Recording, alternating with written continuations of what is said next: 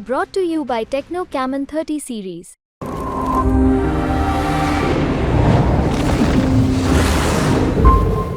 लोकसभा चुनाव के आखिरी चरण का मतदान आज संपन्न हो चुका है। अब बारी है सटीक एग्जिट पोल की। तो बिहार तक आपको सबसे सटीक एग्जिट पोल दिखाने जा रहा है।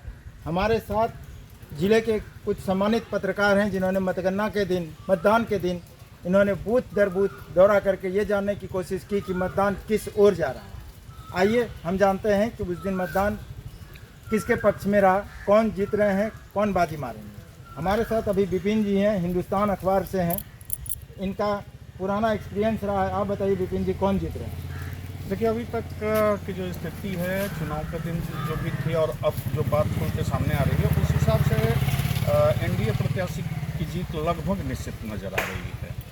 हालांकि एनडीए प्रत्याशी के विरोध में काफ़ी लोग थे यहाँ पर, लेकिन फिर लास्ट मोमेंट आते फिर मोदी जी को देखते हुए सभी लोग एनडीए प्रत्याशी के अधिकांश लोग एनडीए प्रत्याशी की तरफ चले गए और आज स्थिति लगभग है एनडीए प्रत्याशी की जीत लगभग निश्चित है।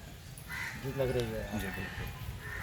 चलिए अब हमारे साथ हैं, इनसे जानने की कोशिश करते हैं कि उनको क्या लग रहा है इस बार चुनाव में किनका पलड़ा भारी रहेगा। क्या लग रहा है आपको? जैसे कि हम लोग सभी जगह पे घूमे तो वहाँ से ये अनुभव होता है कि एनडीए की जो प्रत्याशी हैं उनकी लगभग 90% जीत श्योर माना जाए। कहीं ना कहीं उनके छवि को लेकर के थोड़ा मतदान गड़बड़ हुई है और अभी जो माहौल बन रहा है उस हिसाब से नरेंद्र मोदी के चेहरे को देख करके यहाँ पे मतदान की जा रही है और लगता है कि वही इस बार बाजी मारने वाले जी। अच्छा, इनका ये जो है लगातार जो है पिछले 5 साल में कहा है कि लोगों के बीच नहीं रहे, ऐसा भी कुछ सुनने में आया था। जी, ये तो हमारे जैसे कि कटोरिया प्रखंड क्षेत्र में है, धुरैया में है, इन सभी जगहों पर काफ़ी चर्चा में रहे इस बातों को लेकर के और वहाँ कहीं ना कहीं गिरधारी यादव को मतदान कम हो।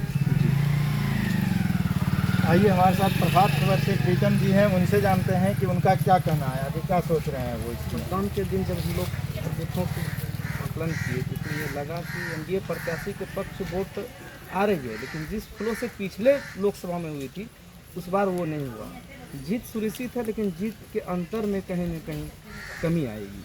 अच्छा, आपको नहीं लग रहा है कि तेजस्वी यादव जो है वो लगातार बेरोजगारी और संविधान परिवर्तन आरक्षण को लेकर के जो चुनाव प्रचार में थे उससे आरजेडी को कहीं फायदा मिल रहा हो? नहीं, ऐसी कोई बात नहीं। संविधान परिवर्तन तो आज़ादी के बाद से अभी तक भी नहीं हुआ, इसमें संशोधन होती है, ये तो उनका मुद्दा ही गलत।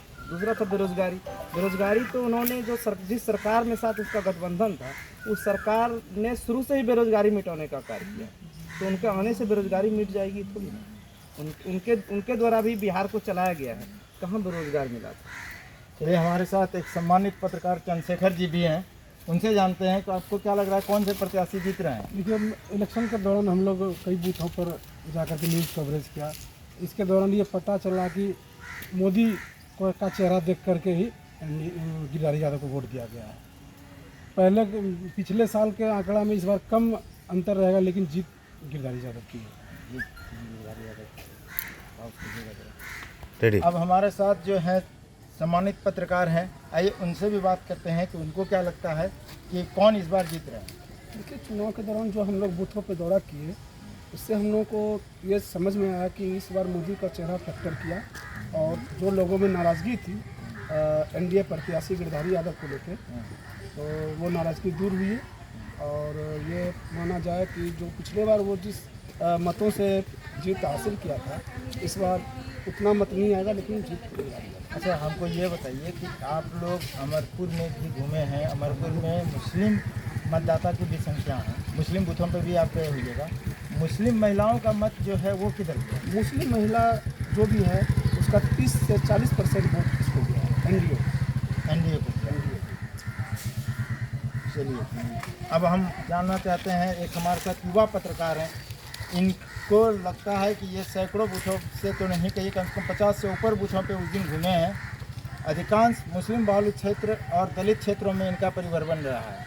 इनसे जानते हैं कि इस बार दलित मतदाता किधर गए हैं और वो कितना ज़्यादा इफेक्ट कर सकता है किसी को जीत हार में। आप बताइए। देखिए, दलित से पहले हम युवा वर्ग की बात करना चाहते हैं। युवा वर्ग का अगर बात किया जाए तो बांका जिला में युवा वर्ग जो है आरजेडी की तरफ उनका झुकाव है, कांग्रेस की तरफ झुकाव है। क्योंकि वो प्रधानमंत्री के रूप में जो है राहुल गांधी को देखना चाहते हैं। और बेरोजगारी के मुद्दे की अगर बात करें, महंगाई के मुद्दे की बात करें, उस समय उसको लिया जाए तो फिर वो राहुल गांधी को देखना चाहते हैं। और अगर कहा जाए कि शिक्षा या फिर एक जंगल राज जैसा बिहार में चर्चा हुआ था बीच में, उस सब मुद्दे को अगर देखा जाए तो उस सब मुद्दे को देखते हुए मोदी सरकार ही सही है। लेकिन बांका जिला में अगर दोनों सब कुछ इक्वल करके देखा जाए तो मोदी सरकार ही आगे निकलेगा। लेकिन हाँ, विपक्ष जो है इस बार भारी रहेगा। और जहाँ तक आप बोले कि पिछड़े वर्ग के जो लोग हैं, वो लोग भी कह सकते हैं कि कुछ लोग जो समझदार हैं वो मोदी जी को वोट दिए हैं, और कुछ लोग बेरोजगारी और महंगाई की को देख के वो लोग जो है आरजेडी को, कांग्रेस को वोट देने का काम किए हैं। चलिए, अभी हमने करीब आधे दर्जन पत्रकारों से बात की और जानने का कोशिश किया कि इस बार कौन बढ़त ले रहे हैं। तो अधिकांश पत्रकारों का मानना है कि एनडीए प्रत्याशी गिरधारी यादव यहाँ से चुनाव जीत सकते हैं। प्रिया रंजन, बांका, बिहार। आपका रिकॉर्डिंग कर रही है। हाँ, महाराजा।